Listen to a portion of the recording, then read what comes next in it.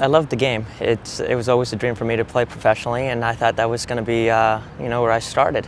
When I finally had the opportunity to play in a World Cup, like I said, it was just a dream come true, because all those hours spent in training to be the best that you could be and making it a World Cup team, it meant the world to me. And it was the first U-17 World Cup ever, and we had quite a bit of success for that first World Cup, and it was an exciting time.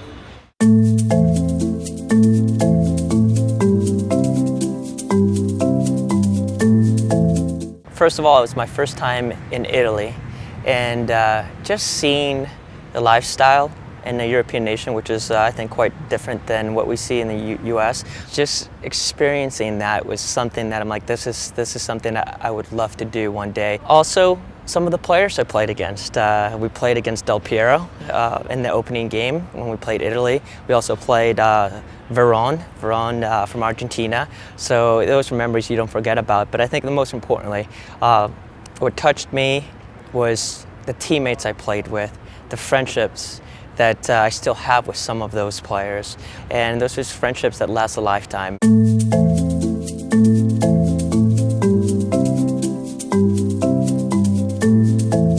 I mean, you go to a World Cup in Italy, and we were the opening game of the World Cup in Montecatini, 16 years old, and we're playing in front of about 48,000 fans. That's how many were there.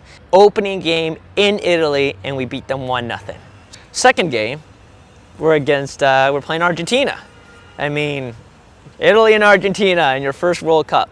Well, we played them, we beat them 1-0. So all of a sudden, we've got 6 points in a group that no one expected us to maybe even get a point. Our third game, we played China and beat them 3-1. We're going into the quarters, and we see Qatar. And I remember the players, were like, Qatar? Yes! Oh, we're set. We're already looking into the quarters. Oh, will we play Ghana? Will we play Brazil? Oh, who are we going to play? Well, we ended up losing to Qatar. So you learn a lesson from that. Never look ahead, never underestimate your opponent, obviously.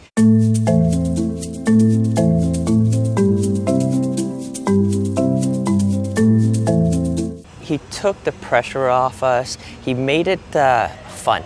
And that's what I really try to make it for our players. Obviously, we have to demand a lot from them, and we expect perfection, but at the same time, I've always felt that if you're enjoying the game and you're playing with a smile, that's when you're going to play the best. Most importantly, I want them to enjoy the experience, because they may never have an opportunity like this again in their lifetime. I want them to be relaxed, really take it for what it is, which is an opportunity of a lifetime. As a coaching staff, we're doing our best to make sure we create the same environment that was created for me growing up as a player. I've been fortunate enough to be coached by some very great coaches, and you pick little things that have worked and that you enjoyed as a player, and then it's fitting them in with my personality and what we're trying to do. But that's definitely how I think has what helped me, and that's what we're trying to do with this group.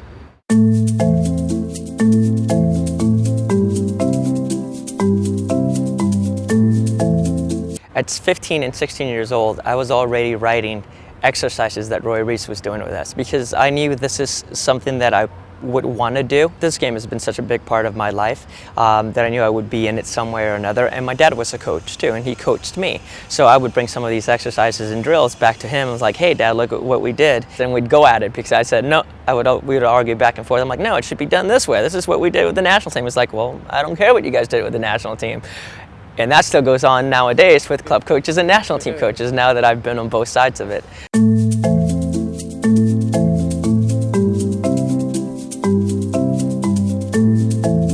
The experience they gain against playing with some of the top teams in the world will serve them really well in later years as they prepare for the U-20 World Cup, Senior World Cup. As we know, the rest of the world is catching up. They'll learn the nuances of the game that they don't necessarily see at the club level when they're playing in their U-17 age groups. I mean, just against France, some of the shoving and some of the things were going on, and our girls would just kind of go, wait, what are you doing?